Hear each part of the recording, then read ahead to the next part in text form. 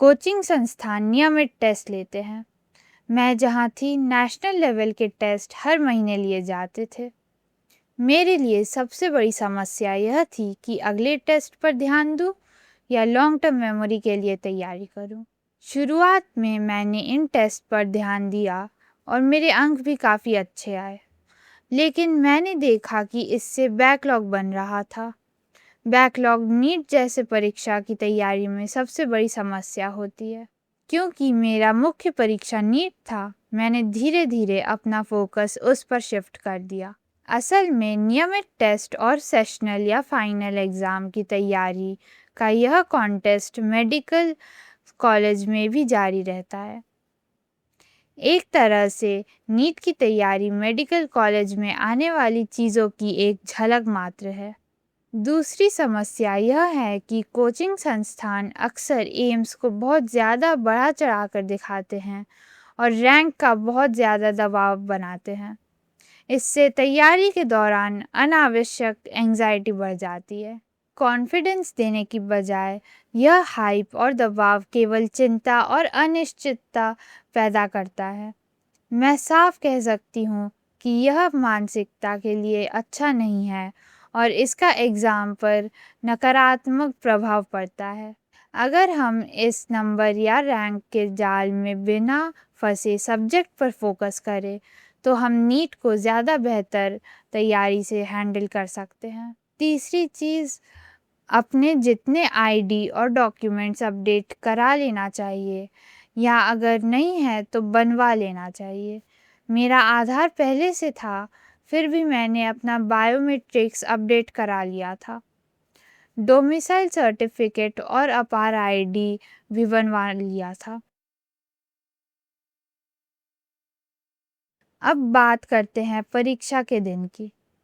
Obviously उसके पहले दिन शांति से सोना चाहिए और नीट के दिन सवेरे पढ़कर कुछ होने वाला नहीं है। इसलिए शांति से तैयार हो जाओ। हो सके तो मेडिटेशन कर लो तो कुछ एंजाइटी और नर्वसनेस हैंडल हो जाता है। एग्ज़ाम सेंटर पर हर छात्र को काफ़ी दूरी पैदल चलना पड़ता है। उस दिन मैं केवल ऑथराइज्ड चीज़ें ही लेकर गई थी, जैसा कि एनटीए ने लिखा था। और एग्ज़ाम हॉल के पहले भी रास्ते में भी 2 जगह गार्ड्स रहते हैं। जब मैं सेंटर के गार्ड्स वाले दूसरे पॉइंट पर पहुंची तो गार्ड्स ने कहा कि 2 फ़ोटो चाहिए। मैंने कहा कि एनटीए के अनुसार एक एडमिट कार्ड पर लगी है और दूसरी मेरे पास है। फिर भी उन्होंने अंदर जाने नहीं दिया और कहा कि 2 लूज़ फ़ोटो होने चाहिए।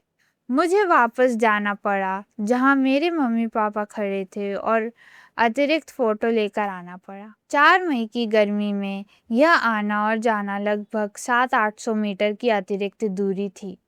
दिलचस्प बात यह थी कि वही गार्ड्स बैग लेकर आने वाले छात्रों को बेरोक-टोक आगे जाने दे रहे थे और उनको चेक नहीं कर रहे थे। जब मैं फाइनली एग्ज़ाम हॉल पहुंची तो वहां चेकिंग स्टाफ ने कहा कि एक्स्ट्रा फ़ोटो अंदर नहीं ले जा सकते। मेरे पास उस फ़ोटो को रखने के लिए कुछ नहीं था, इसलिए मुझे उसे फाड़कर फेंकना पड़ा। इसीलिए बेहतर है कि आप बैग साथ रखें, जिसे रखने की जगह एग्ज़ाम हॉल के पहले प्रोवाइड की जाती है। कम से कम आप ऐसे नालायक गार्ड्स के बेवजह नियमों से बच सकते हैं। और ध्यान रहे, यह सेंटर मेरे शहर का एक राष्ट्रीय स्तर का संस्थान है। एग्ज़ाम हॉल में प्रवेश से पहले आधार वैलिडेशन होता है, जिसमें लंबी लाइन लग सकती है। एग्ज़ाम हॉल की भी इश्यूज़ रहती है, जैसे मेरे एग्ज़ाम हॉल में इन्विजिलेटर्स लगातार आपस में बात कर रहे थे। अब उनको तो चुप रहने बोल नहीं सकते, तो खुद ही को अधिक फोकस्ड रखना पड़ा। फिर आता है असली पेपर का सरप्राइज़। 2025 के नीट को अभी तक का सबसे कठिन पेपर माना जाता है। मेरा मैथ सब्जेक्ट नहीं था, फिर भी मैंने 2025 का जेईई मेंस क्वालिफाई किया था।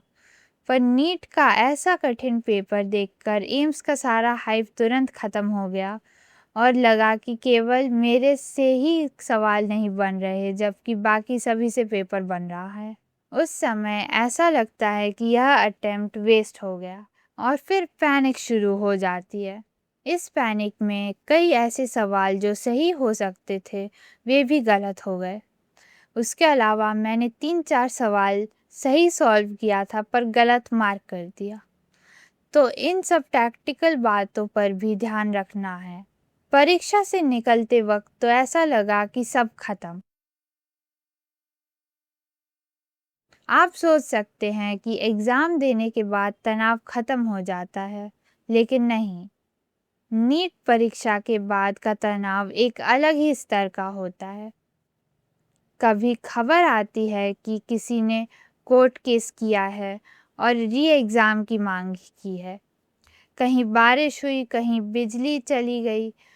मन में यही सवाल उठते हैं कि क्या होगा। एग्ज़ाम के बाद तनाव का अलग स्थिति तब आती है जब कोचिंग संस्थान अपने आंसर की जारी करते हैं। मैंने अपनी कोचिंग की आंसर की देखी और उसमें मेरे अंक कम आ रहे थे। ऑब्वियसली डिफ़िकल्ट पेपर में मार्क्स तो कम होने ही थे। हम पहले से ही छुट्टी का प्लान कर चुके थे, इसलिए हम घूमने चले गए। मेरा 12th का रिज़ल्ट भी विजयवाड़ा में रहते हुए आया। एग्ज़ाम और रिज़ल्ट के बीच का समय बहुत अनिश्चित होता है। मैंने अपना समय फ़िल्में देखकर और गाने सुनकर पार किया। मेरे मम्मी-पापा कई रैंक प्रेडिक्शन वीडियो देखते थे और मेरी बात मानिए तो ऐसे रैंक प्रेडिक्शन वीडियो देखना पूरी तरह समय की बर्बादी है। मैंने खुद एक भी रैंक प्रेडिक्शन वाली वीडियो नहीं देखी। मेरे मम्मी-पापा मेरे ड्रॉप लेने के खिलाफ थे। पापा तो 5 साल के एलएलबी कोर्स के लिए भी कॉलेज से संपर्क कर लिया था। शायद अगर मेरा चयन नहीं होता तो मैं वकील या जज बनती। मेरी सलाह यही है कि अपने पर संयम रखें, अपना दिमाग खराब ना करें और ये सब नीट प्रेडिक्शन वीडियोस से दूर रहें। जून के पहले सप्ताह में मेरे पापा ने पूछा कि क्या मैंने अन्य कोचिंग संस्थानों की आंसर की देखी है। मैंने कहा नहीं, तो उन्होंने मुझे दोबारा पेपर चेक करने को कहा और विश्वास करें या नहीं, मेरे 14 मार्क्स बढ़ गए।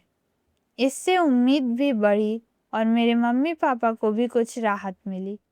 जब फाइनल रिज़ल्ट आया तो मेरे अंक बिल्कुल उसी दूसरे कोचिंग के आंसर की के अनुसार थे। रैंक देखकर मुझे मेरे कोचिंग इंस्टीट्यूट के सर ने कहा था कि सेकंड राउंड में हो जाएगा और वैसा ही हुआ।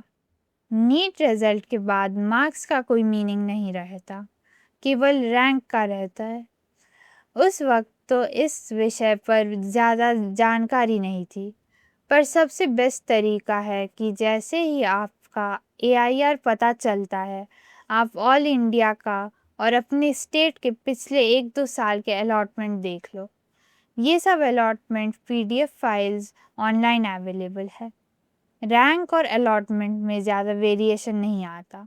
मेरे पापा मुझे उन मेडिकल कॉलेजों को देखने के लिए कहते रहते थे जहां मुझे एडमिशन मिल सकता था।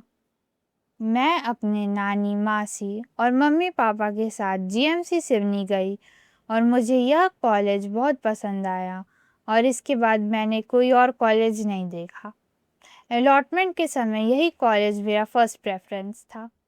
एक बात मैं बोलना चाहूँगी कि आप अपने शॉर्टलिस्ट कॉलेज एक बार जाकर ज़रूर देखें।